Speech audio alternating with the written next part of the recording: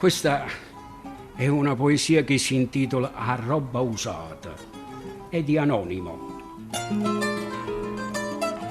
Con primo frate mio, Salvatore, ci stavano 3 anni di differenza. Issa vestiva come una signora, e io sempre arrangiatiella, in indecenza, perché sta roba sua che se lavava, giacca, camicia, qualche casoncella, ma naturalmente la stipava per quando mi faceva crucicella. Vestiva a me con quella roba usata e voto mi pareva sciacquattone. A rete si faceva una mappata con una montagna di panni in tocazzone. Io stesso poco le scarpe e una maglietta, poi libro, con la cartello, mandasina. Io avevo vestito come una macchietta e mi pareva santo miserino. Sta storia è giù innanzi fino a grossa. Come per dire, per fare un paragone, essa mangiava la carne e io sempre l'ossa.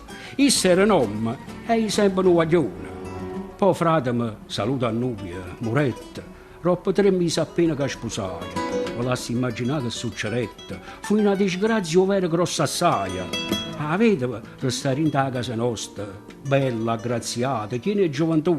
E subito mamma mi fa la proposta. Voglio ricetta, sposatella tu. No mamma, vi voglio bene assai, io vi rispetto, ma... amore di Dio, stavolta vi rispondo che sta mai, una cosa nuova, già gignà pure io. La poesia è poesia, Ligitavella.